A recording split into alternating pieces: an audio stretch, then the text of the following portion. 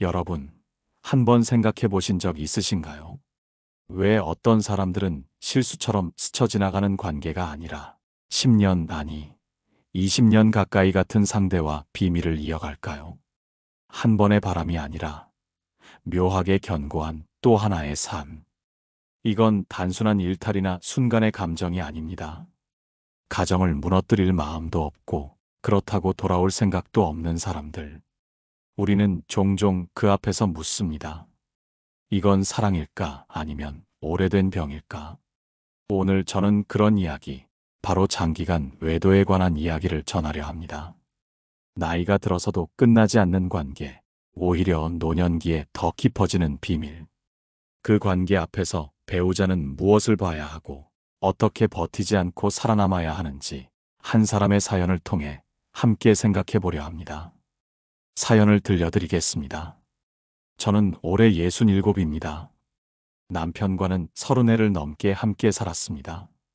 겉으로 보기에는 큰 문제 없는 부부였고 아이들을 모두 출가시키고 나니 비로소 평화가 올 줄 알았습니다. 하지만 몇 해 전쯤부터 남편은 유난히 외출이 잦아졌습니다. 평생 바깥일엔 무관심하던 사람이었는데 갑자기 옷에 다림질을 하고 향수를 뿌리고 집을 나갈 때 전보다 조심스러운 기색을 보이더군요.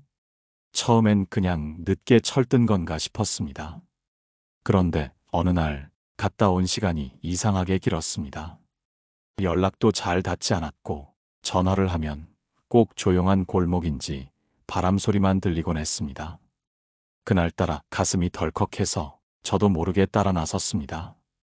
남편은 익숙한 발걸음으로 한 카페로 들어갔고 곧이어 저보다 훨씬 젊은 여자가 나타났습니다. 웃고 손을 잡고 마치 오래된 약속처럼 자연스럽게 앉더군요. 그 순간 저는 알았습니다. 이건 하루 이틀의 일이 아니구나. 집으로 돌아온 뒤 저는 아무 말도 하지 않고 남편의 서랍을 열었습니다. 그곳에는 오래된 사진 한 장이 있었습니다.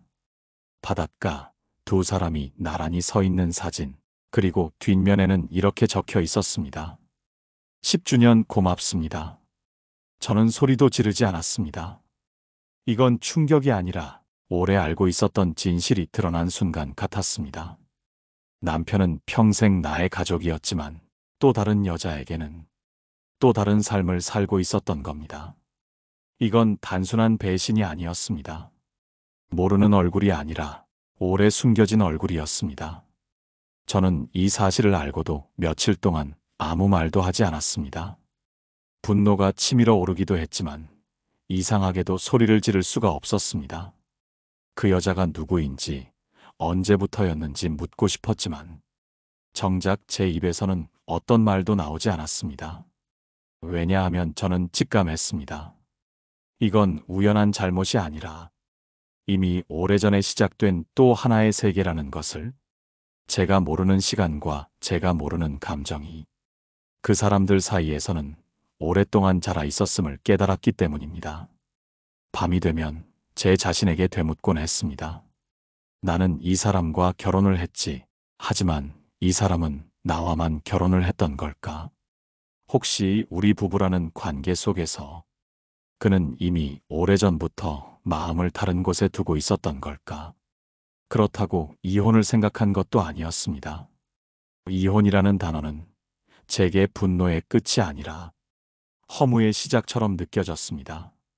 제가 떠나면 그 둘은 완전히 자유로워질 것이고 제가 어찌 되었든 그 관계는 이미 증명된 것처럼 느껴졌습니다. 오히려 저는 이런 생각을 하게 되더군요. 이건 사랑이 아니라 그 사람에게는 또 하나의 필요였을지도 모른다는 생각. 내가 채워주지 못한 감정이 아니라 결혼이라는 울타리에서는 결코 얻을 수 없는 어떤 해방감 같은 것 말입니다. 그날 이후 저는 남편의 앞에서 울지 않았습니다. 소리치지도 않았습니다. 묻지 않았고 추궁하지 않았습니다. 단지 한 사람을 바라보듯 비로소 제 남편을 처음 보는 눈으로 바라봤습니다. 무뚝뚝하고 조용하던 사람, 하지만 어쩌면 평생 단 한 번도 자기 자신으로 살아보지 못했던 사람. 그가 저지른 외도가 아니라 그가 감추고 살아야 했던 고독이 그날 저에게 처음 보이기 시작했던 겁니다. 하지만 그렇다고 제가 그를 이해했냐고요? 아니요.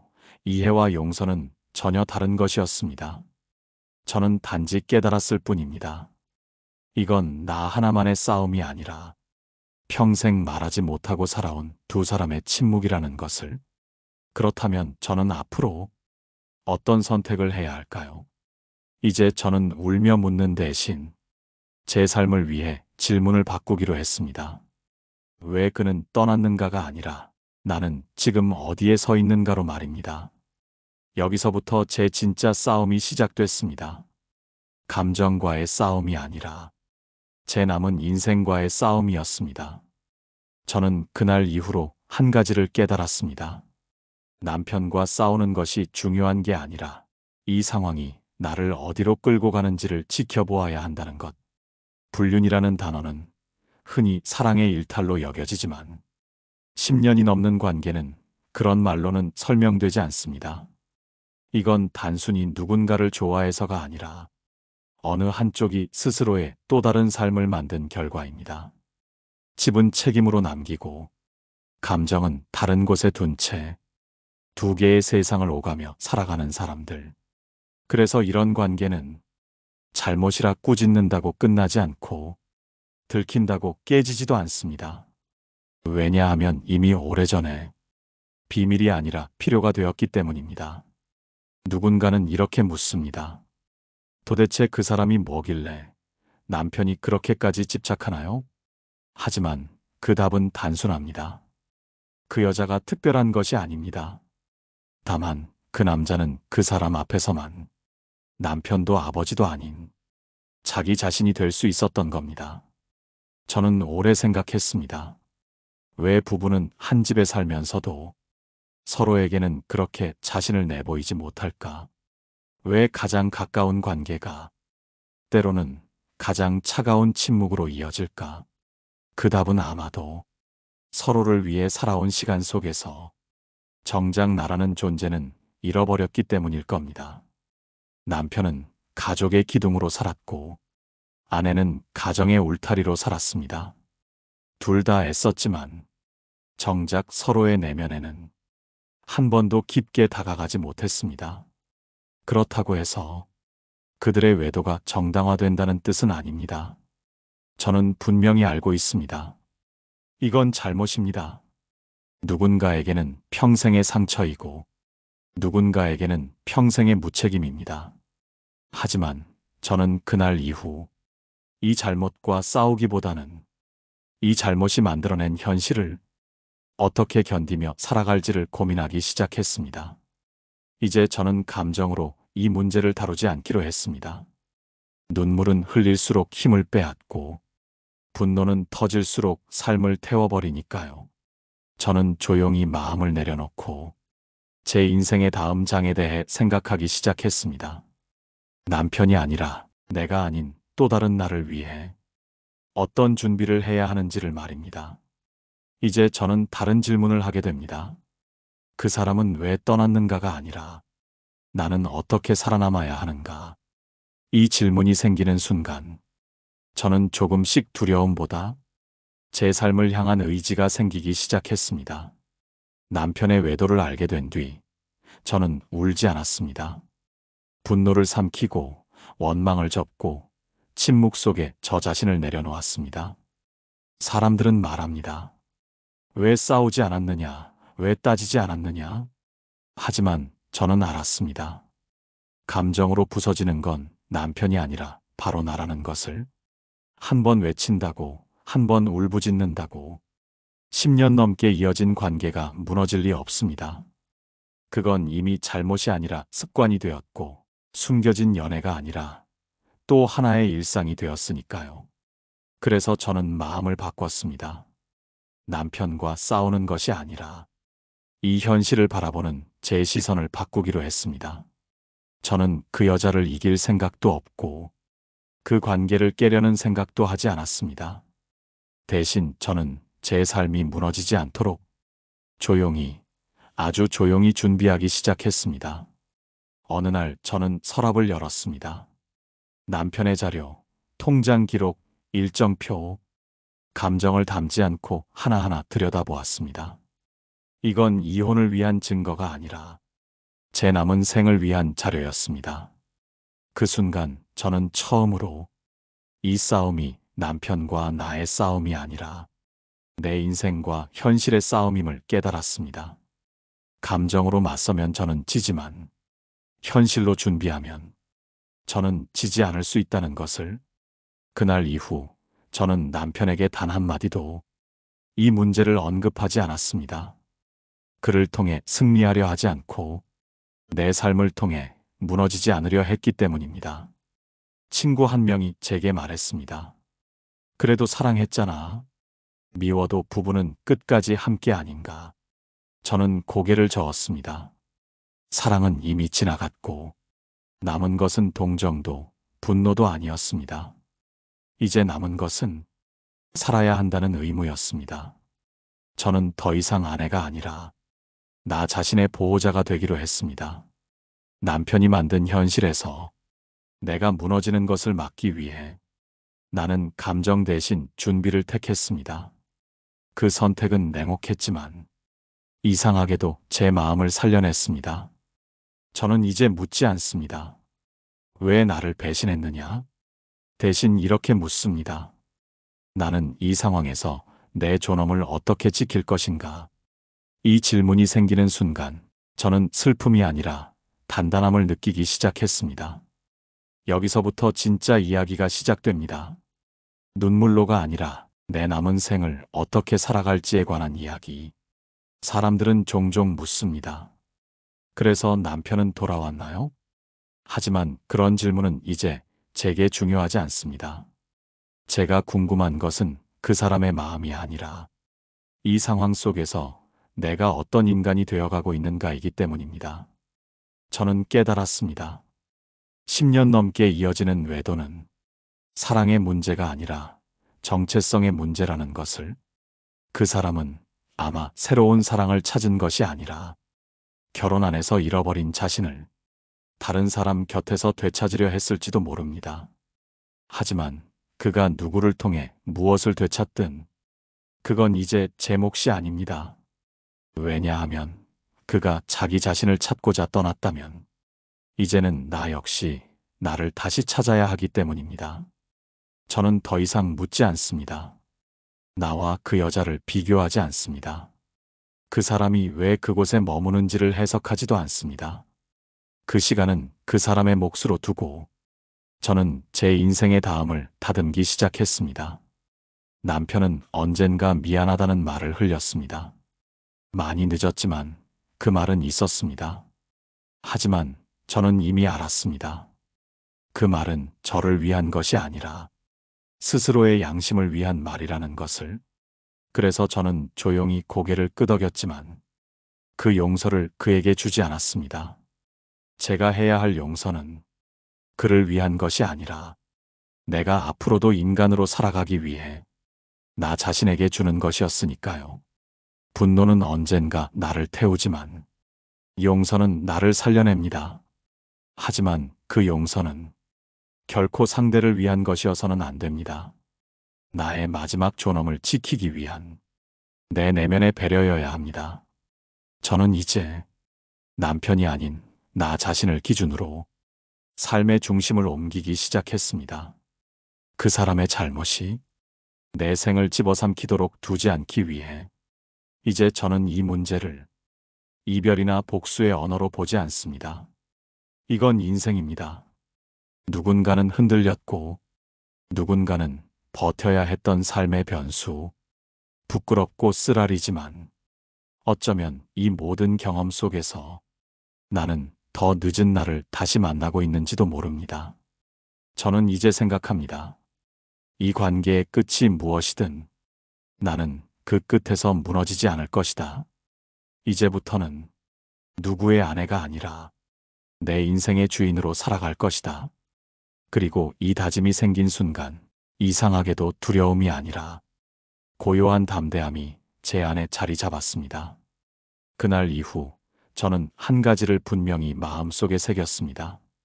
내가 선택하지 않은 고통은 겪어야 하지만 내가 선택하지 않은 파멸까지는 허락하지 않겠다고. 가끔은 남편을 마주할 때도 있습니다. 늘 그랬듯 무표정한 얼굴, 예전보다 더 조심스러운 말투. 하지만 저는 이제 그 안을 보려 하지 않습니다. 그의 마음은 더 이상 제가 머물러야 할 곳이 아니기 때문입니다. 사람들이 말했습니다. 그래도 헤어지지 않은 걸 보면 아직 사랑하나 봐. 하지만 그 말은 틀렸습니다. 지금 제가 붙잡는 것은 사랑이 아니라 제 삶의 균형입니다. 이혼은 쉬운 일이 아닙니다. 노년에 이혼을 한다는 것은 단순히 관계를 끊는 것이 아니라 삶 전체의 구조를 다시 짜는 일입니다. 가족, 자녀, 경제, 생활, 몸, 마음. 그 모든 것을 다시 짚어야 합니다. 그렇기에 저는 한 가지를 확실히 알고 있습니다. 지금 내 모든 힘은 남편을 잃은 상실이 아닌 나를 잃지 않는 의지에서 나와야 한다는 것을.